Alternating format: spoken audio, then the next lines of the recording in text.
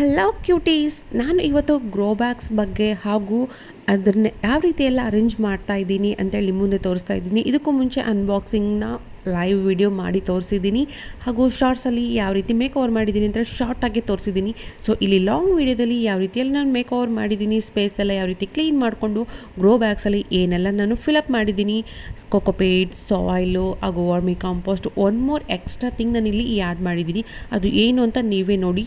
ಅದು ಸಹ zero cost ಅಂತಲೇ ಹೇಳ್ಬೋದು. ಮನೆಯಲ್ಲೇ ನಮ್ಮ ಗಾರ್ಡನಲ್ಲೇ ಸಿಗೋವಂಥ ವಸ್ತು, ಏನೂ ಇಲ್ಲ, ಗಾರ್ಡನ್ ಕ್ಲೀನ್ ಮಾಡಿದಾಗ ಸಿಗುವಂಥ ವಸ್ತು ಅಂತಲೇ ಹೇಳ್ಬೋದು. ಸೊ ಬನ್ನಿ ನೋಡೋಣ ನಾನು ಯಾವ ರೀತಿಯೆಲ್ಲ ನಾನು ಗ್ರೋ ಬ್ಯಾಗ್ಸಲ್ಲಿ ಏನೆಲ್ಲ ನಾನು ಫಿಲಪ್ ಮಾಡಿದ್ದೀನಿ, ಯಾವ ರೀತಿ ಅರೇಂಜ್ ಮಾಡ್ಕೊಂಡಿದ್ದೀನಿ ಅಂತ ನಾನು ನಿಮ್ಮ ಮುಂದೆ ಇವತ್ತು ತೋರಿಸ್ತಾ ಇದ್ದೀನಿ. ಅದಕ್ಕೂ ಮುಂಚೆ ಈ ಚಾನಲ್ಗೆ ನೀವು ಸಬ್ಸ್ಕ್ರೈಬ್ ಆಗದೇ ಇದ್ದರೆ ತಪ್ಪದೆ ಸಬ್ಸ್ಕ್ರೈಬ್ ಮಾಡಿ, ಪಕ್ಕದಲ್ಲಿರೋ ಬೆಲ್ ಐಕನ್ ಪ್ರೆಸ್ ಮಾಡಿ ಹಾಗೂ ಆಲ್ ಅಂತ ಸೆಲೆಕ್ಟ್ ಮಾಡ್ಕೊಳ್ಳಿ. ನೆಕ್ಸ್ಟ್ ಈ ವಿಡಿಯೋ ನಿಮಗೆ ಲೈಕ್ ಆದಲ್ಲಿ ತಪ್ಪದೆ ಲೈಕ್ ಮಾಡಿ, ಶೇರ್ ಮಾಡಿ. ಲೈಕ್ ಹಾಗೂ ಶೇರ್ ನನಗೆ ಎಷ್ಟೋ ಸಪೋರ್ಟ್ ಹಾಗೂ ಇನ್ನಷ್ಟು ಒಳ್ಳೆ ವಿಡಿಯೋ ಮಾಡೋಕ್ಕೆ ನನಗೆ ಎನ್ಕರೇಜ್ ಮಾಡಿದಾಗ ಆಗುತ್ತೆ. ಸೊ ತಪ್ಪದೆ ಲೈಕ್ ಮಾಡಿ ಹಾಗೂ ಶೇರ್ ಮಾಡಿ ಯಾರಿಗೆಲ್ಲ ನೀಡ್ ಇದೆ ಅಂಥೇಳಿ. ಸೊ ಮುಂಚೆ ಸ್ಪೇಸ್ ಈ ರೀತಿಯೆಲ್ಲ ಇತ್ತು. ಇದನ್ನೆಲ್ಲ ನೀಟಾಗಿ ಕ್ಲೀನ್ ಮಾಡಿಕೊಂಡು ಇದರಲ್ಲಿ ವರ್ಮಿ ಕಾಂಪೋಸ್ಟ್, ಕೊಕೊಪೀಟ್ ಹಾಗೂ ಗಾರ್ಡನ್ ವೇಸ್ಟ್, ನಾವು ಗಾರ್ಡನ್ ಕ್ಲೀನ್ ಮಾಡಿದಾಗ ಲೀವ್ಸ್ ಎಲ್ಲ ನಾನು ಒಂದು ರೈಸ್ ಬ್ಯಾಗ್ಗೆ ಹಾಕಿಟ್ಕೊಂಡಿದ್ದೆ. ಆ ರೈಸ್ ಬ್ಯಾಗಲ್ಲಿ ಎಲ್ಲ ಲೀವ್ಸ್ನೂ ಹಾಗೆ ಇಟ್ಟು ಅವು ಡ್ರೈ ಆಗೋವರೆಗೂ ಬಿಟ್ಟಿದ್ದೆ. ಸೊ ಈಗ ನಾನು ವರ್ಮಿ ಕಾಂಪೋಸ್ಟ್ ಆ್ಯಡ್ ಮಾಡ್ತಾಯಿದ್ದೀನಿ. ಸೊ ಇಲ್ಲಿ ನಾನು ಹಾಫ್ ಕ್ಯಾನಷ್ಟು ನಾನು ವರ್ಮಿ ಕಂಪೋಸ್ಟ್ ಆ್ಯಡ್ ಮಾಡ್ಕೊಂಡಿದ್ದೀನಿ ಹಾಗೂ ಕೋಕೋಪೀಟು. ಇದು ಬಂದುಬಿಟ್ಟು ನಾನು ಎಲ್ಲನೂ ಆನ್ಲೈನಲ್ಲೇ ತರಿಸಿದ್ದು ಹಾಗೂ ಮನೆಯಲ್ಲಿನೇ ವರ್ಮಿ ಕಂಪೋಸ್ಟ್ನು ರೆಡಿ ಮಾಡ್ತಾಯಿದ್ದೀನಿ. ಅದರದ್ದು ಸದ್ಯದಲ್ಲೇ ಡೀಟೇಲ್ಡ್ ವಿಡಿಯೋ ನಾನು ನೆಕ್ಸ್ಟ್ ಯಾವಾಗ ಪಾಸಿಬಲ್ ಆಗುತ್ತೆ ಆವಾಗ ಮಾಡಿ ಅಪ್ಲೋಡ್ ಮಾಡೋಕ್ಕೆ ಟ್ರೈ ಮಾಡ್ತಾಯಿದ್ದೀನಿ.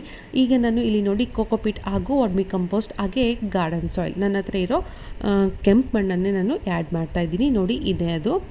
ಸೊ ಇದರಲ್ಲಿ ಎಲ್ಲನೂ ಕಸ ಕಡ್ಡಿ ಎಲ್ಲನೂ ಮಿಕ್ಸ್ ಇದೆ, ನೋ ಪ್ರಾಬ್ಲಮ್. ನಮಗೆ ಕಸ ಕಡ್ಡಿಯಿಂದ ಇನ್ನೂ ಸಾಯಿಲ್ದು ಫರ್ಟಿಲಿಟಿ ಅನ್ನೋದು ಜಾಸ್ತಿ ಆಗುತ್ತೆ. ಸೊ ಈ ರೀತಿ ನಾನೆಲ್ಲ ಆ್ಯಡ್ ಮಾಡ್ಕೊಳ್ತಾ ಬಂದಿದ್ದೀನಿ. ಯಾವುದೇ ಕಸ ಆಗಿಲ್ಲ, ಕಸ ಅಂತಂದರೆ ಏನಿಲ್ಲ, ಕಡ್ಡಿ ಎಲ್ಲ ಇರುತ್ತಲ್ಲ, ಮೀನ್ಸ್ ಪ್ಲಾಂಟ್ಸ್ದು ಎಲೆಗಳಾಗಿರ್ಬೋದು, ಕಡ್ಡಿ ಆ ರೀತಿ ಇದೆ, ಇನ್ನೂ ಒಳ್ಳೆಯದೇ ಸಾಯಿಲ್ಗೆ. ಸೊ ಹಾಗಾಗಿ ನಾನು ಯಾವುದೇ ಕಸ ಕಡ್ಡಿ ಆಗಲಿ ರಿಮೂವ್ ಮಾಡೋಕ್ಕೆ ಹೋಗಿಲ್ಲ. ಈ ರೀತಿ ನೀಟಾಗಿ ಮಿಕ್ಸ್ ಮಾಡ್ತಾಯಿದ್ದೀನಿ ಮೂರನ್ನು. ಸೊ ಚೆನ್ನಾಗಿ ಮಿಕ್ಸ್ ಮಾಡ್ಕೊಂಡು ಆದಮೇಲೆ ನೋಡಿ, ಇನ್ನೊಂದು ಏನು ಅಂದರೆ ನಾನು ಕೋಕೋಪೀಟ್ ಬಂದುಬಿಟ್ಟು ಬ್ರಿಕ್ಸ್ ಆರ್ಡ್ರ್ ಮಾಡಿರಲಿಲ್ಲ, ಲೂಸೇ ಆರ್ಡ್ರ್ ಮಾಡಿದ್ದು, ಬ್ಯಾಗಲ್ಲಿ ಬಂದಿತ್ತು. ಸೊ ನಾನೇನು ವಾಟರ್ ಆ್ಯಡ್ ಮಾಡಿ ಅದನ್ನು ಪುಡಿ ಮಾಡೋ ಅವಶ್ಯಕತೆ ಇರಲಿಲ್ಲ ಹಾಗೂ ಅದು ವೆಟ್ಟಾಗೇ ಇತ್ತು, ತೇವಾಂಶ ಆಗೇ ಇತ್ತು. ನಾನು ಡಬ್ಬದಲ್ಲಿ ಹಾಕಿಟ್ಟಿದ್ದೆ.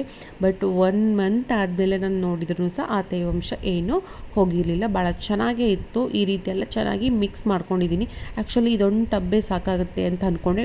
ಗ್ರೋ ಬ್ಯಾಗ್ಸ್ ಬಂದುಬಿಟ್ಟು 10 ಬ್ಯಾಗ್ಸ್ ಇದೆ, ಸೊ ಆಗುತ್ತೆ ಅಂದ್ಕೊಂಡೆ, ಬಟ್ ಆಗಲಿಲ್ಲ. ಹಾಗೆ ಮತ್ತೆ ಇನ್ನೊಂದು ಸರಿ ಕಲಿಸ್ಬೇಕಾಯ್ತು. ಅದಕ್ಕೂ ಮುಂಚೆ ನಾನು ಆಗಲೇ ಹೇಳಿದ್ನಲ್ಲ, ಗಾರ್ಡನಲ್ಲಿ ನಾವು ಕ್ಲೀನ್ ಮಾಡಿದಾಗ ಡ್ರೈ ಲೀವ್ಸ್ ಎಲ್ಲ ತೆಗೆದಿಟ್ಟಿದ್ದೆ ಅಂತೇಳಿ, ಅದನ್ನು ಸಹ ನಾನು 1 by 1 ಆ್ಯಡ್ ಮಾಡ್ತಾ ಬಂದಿದ್ದೀನಿ. ನೋಡಿ ಇವು ಗ್ರೋ ಬ್ಯಾಗ್ಸ್. ಈಗ ಎಲ್ಲ ಗ್ರೋ ಬ್ಯಾಗ್ಸ್ನು ತಂದು ನಾನು ಇಲ್ಲಿ ಇಟ್ಟು ನೆಕ್ಸ್ಟ್ ಎಲ್ಲನೂ 1 by 1 ನಿಮಗೆ ಯಾವ ರೀತಿಯಲ್ಲಿ ನಾನು ಫಿಲಪ್ ಮಾಡಿಕೊಂಡೆ ಅಂತೇಳಿ ನಾನು ನಿಮಗೆ ತೋರಿಸ್ತೀನಿ. ಈ ಗ್ರೋ ಬ್ಯಾಗ್ಸಲ್ಲಿ ಡಿಫ್ರೆಂಟ್ ಸೈಜಲ್ಲಿ ನಮಗೆ ಆನ್ಲೈನಲ್ಲಿ ಸಿಗುತ್ತೆ. ನಾನು ಆನ್ಲೈನಲ್ಲೇ ಆರ್ಡ್ರ್ ಮಾಡಿದ್ದು. ನಾನು ಆ್ಯಕ್ಚುಲಿ ಸೈಜ್ ಐಡಿಯಾ ನನಗಿರಲಿಲ್ಲ, ನೋಡೋಣ ಅಂತೇಳಿ ಫಸ್ಟ್ ಟೈಮ್ ನಾನು ಈ ರೀತಿ ಆರ್ಡ್ರ್ ಮಾಡಿದ್ದೀನಿ. 10 ಪ್ಯಾಕ್ ಬಂದಿದ್ದು.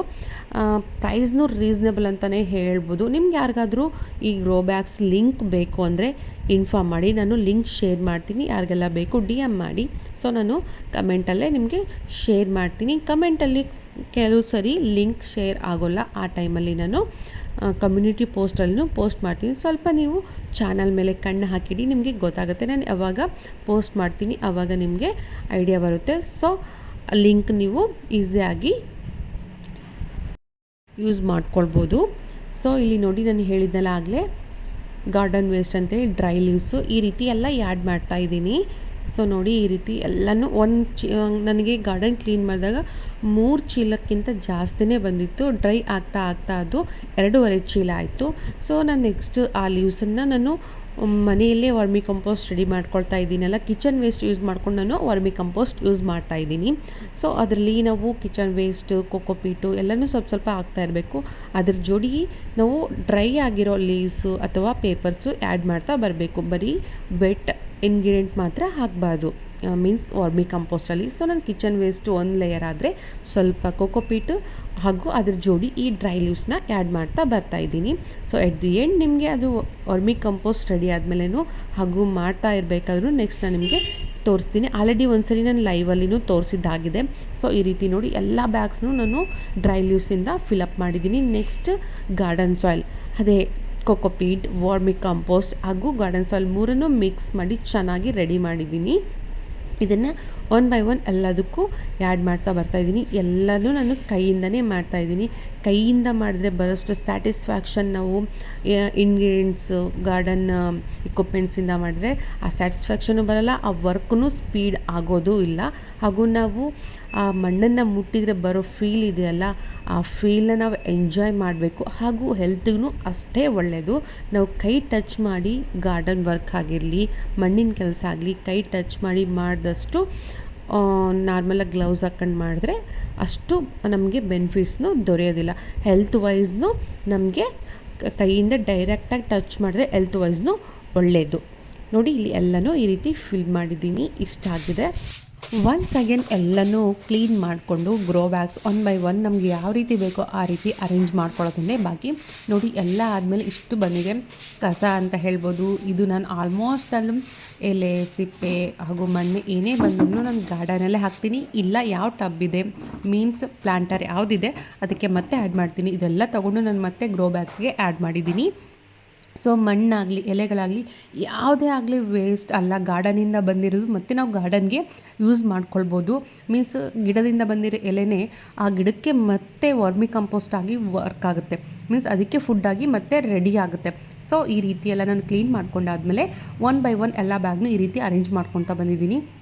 After long time. ಇದಕ್ಕೂ ಮುಂಚೆ ನಾನು ಇಲ್ಲಿ ಭಾಳಷ್ಟು ಪ್ಲ್ಯಾಂಟರ್ಸ್ ಇಟ್ಟಿದ್ದೆ.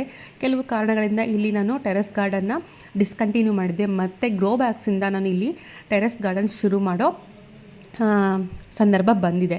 ಅದು ಅಲ್ಲದೆ ನಾವು ಟೆರೆಸ್ ಗಾರ್ಡನ್ ಅಂದರೆ ಸ್ವಲ್ಪ ಹುಷಾರಾಗಿರಬೇಕು. ನೀರು ಜಾಸ್ತಿ ಚೆಲ್ಲೋದಾಗಲಿ ಹಾಗೂ ಅಲ್ಲಿ ನೀರು ನಿಲ್ಲೋದು ಈ ರೀತಿ ನೋಡ್ಕೋಬೇಕು.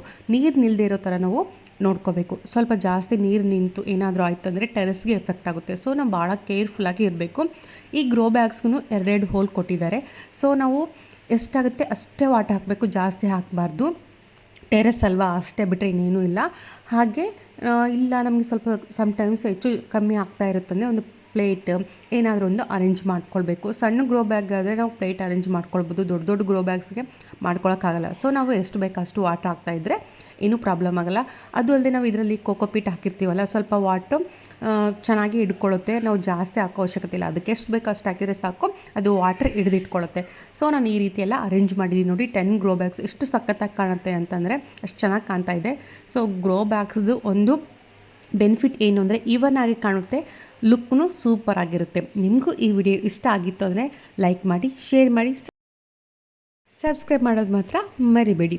ಹಾಗೆ ನೆಕ್ಸ್ಟ್ ಇದರಲ್ಲಿ ಯಾವ ಪ್ಲ್ಯಾನ್ಸ್ ಹಾಕ್ತೀನಿ ಏನು ಎತ್ತ ಅನ್ನೋದು ನೆಕ್ಸ್ಟ್ ವಿಡಿಯೋದಲ್ಲಿ ಅಪ್ಲೋಡ್ ಮಾಡ್ತೀನಿ. ಅಲ್ಲಿವರೆಗೆ ಕೀಪ್ ವಾಚ್.